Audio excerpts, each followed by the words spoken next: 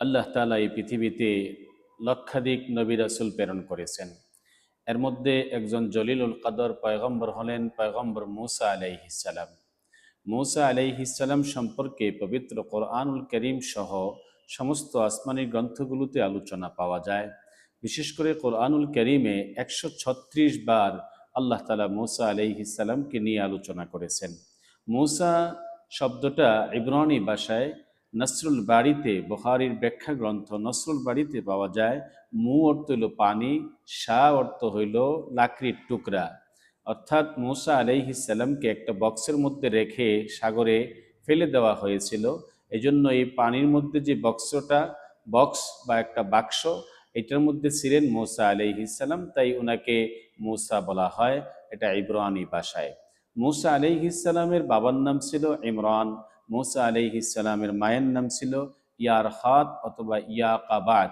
মূসা আলাইহিস সালাম একজন আল্লাহ প্রদত্ত জলিলুল কদর পয়গম্বর ছিলেন। বিশ্ববাসীর হেদায়েতের জন্য আল্লাহ তাআলা যত নবী রাসূল প্রেরণ করেছেন, মূসা আলাইহিস সালাম ছিলেন অন্যতম একজন। বনি ইসরাইলদের একজন পয়গম্বর মূসা আলাইহিস সালাম। বনি ইসরাইলদের মধ্যে আল্লাহ তাআলা হেদায়েতের গ্রন্থ দিয়ে মূসা আলাইহিস সালামকে নবী বানিয়ে পাঠিয়েছেন এবং রসুল বানিয়ে পাঠিয়েছেন। ইব্রানি ভাষায় তাওরাত কিতাবটা আল্লাহ তাআলা মূসা আলাইহিস সালামের উপর নাজিল করেন। মূসা আলাইহিস সালাম ছোটবেলায় উনি যেন দুনিয়াতে জীবিত থাকতে না পারেন এবং উনি যেন বড় হতে না পারেন, এজন্য তখনকার মিশরের বাদশাহ ফেরাউন, যার নাম ছিল ওলীদ ইবনে মাসআব ইবনে রাইয়ান, সেই ওলীদ ইবনে মাসআব ইবনে রাইয়ান, এই ফেরাউন সমস্ত শিশুদেরকে হত্যা করেছিল। যার কারণে মূসা আলাইহিস সালামকেও হত্যা করা মূল উদ্দেশ্য ছিল, কিন্তু আল্লাহ তাআলা হেফাজত করছেন, ফেরাউন মারতে পারে নাই। মূসা আলাইহিস সালামকে আল্লাহ তাআলা জীবিত রাখছেন। এমনকি মূসা আলাইহিস সালামকে ফেরাউনের ঘরের মধ্যে রেখে আল্লাহ তাআলা মূসা আলাইহিস সালামকে জীবিত রেখে প্রায় ৩০টি বৎসর মূসা আলাইহিস সালামের পরিবারের মধ্যে ছিলেন, ফেরাউনের পরিবারের মধ্যে ছিলেন পয়গম্বর মূসা আলাইহিস সালাম। ফেরাউনের স্ত্রী আসিয়া বিনতে মাজাহিম অত্যন্ত দিনদার, ধার্মিক, আল্লাহ ভীরু ছিলেন। ওনার ঘরেই লালিত পালিত হয়েছেন পয়গম্বর মূসা আলাইহিস সালাম।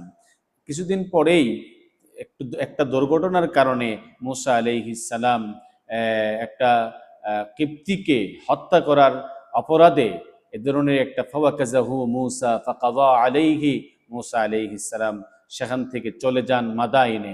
মাদাইনে দীর্ঘদিন ছিলেন, একেবারেই একা একা ছিলেন। রব্বি ইন্নী লিমা আনজালতা ইলাইয়া মিন খাইরিন ফাকির দোয়া পড়তেছিলেন।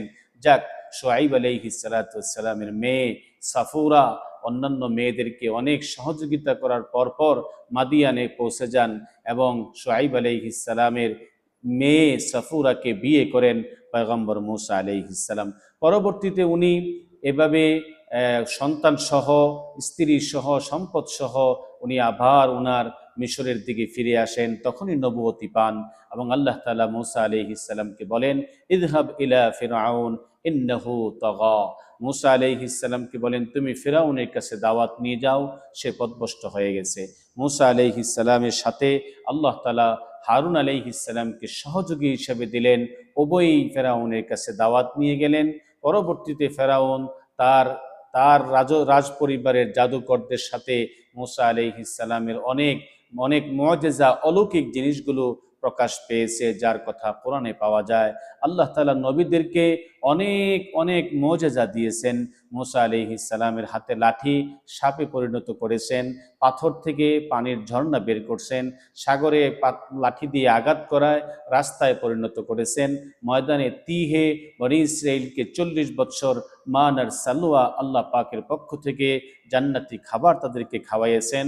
অর্থাৎ অনেক অনেক মুআজিজা পয়গম্বর মূসা আলাইহিস সালামের আমলে আল্লাহ তাআলা দুনিয়াবাসীকে দেখিয়েছেন। মূসা আলাইহিস সালাম খিজির আলাইহিস সালামের সঙ্গে সাক্ষাৎ হয়েছিল। সহিহ বুখারীতে লম্বা হাদিস পাওয়া যায়। মূসা আলাইহিস সালাম বক্তব্যের মধ্যে বলছিলেন, প্রশ্নের উত্তরে, যে আমি সবচেয়ে বড় আলেম। কিন্তু আল্লাহ তাআলা ওনাকে পরীক্ষামূলক দেখাইলেন, এই কথা বলা ঠিক হয়নি। খিজির আলাইহিস সালামের সঙ্গে সাক্ষাৎ করলেন।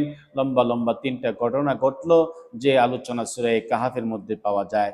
মূসা আলাইহিস সালাম এভাবেই তুর পাহাড়েও গেলেন, সেখানে ছিলেন, তাওরাত আনলেন, ওনার সম্প্রদায় মূর্তি পূজা করলো ইত্যাদি আলোচনাগুলো কোরআনের মধ্যে পাওয়া যায়।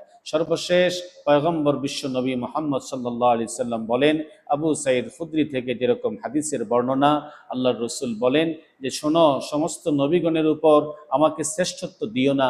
শোনো, কিয়ামতের দিন সমস্ত মানুষগুলো জ্ঞান হারা অবস্থায় থাকবে, প্রথম আমি জ্ঞান পাবো। আমি জ্ঞান পাওয়ার পরেই দেখব যে মূসা আলাইহিস সালাম আল্লাহ পাকের আরশে আজিমের খুঁটি ধরে দাঁড়িয়ে আছে। আমার জানা নাই তিনি আমার আগে জ্ঞান পেয়েছেন না আমার পরে পেয়েছেন, এটা আমার জানা নাই। যাক, মূসা আলাইহিস সালাম হারুন আলাইহিস সালামের ছোট ছিলেন। মূসা আলাইহিস সালাম পরবর্তীতে ইন্তেকাল করেন এবং ইন্তেকালের সময়ও ঘটনা ঘটেছে যেটার আলোচনা বুখারীতে পাওয়া যায়। উনি আজরাইলকে থাপ্পড় দিয়েছিলেন।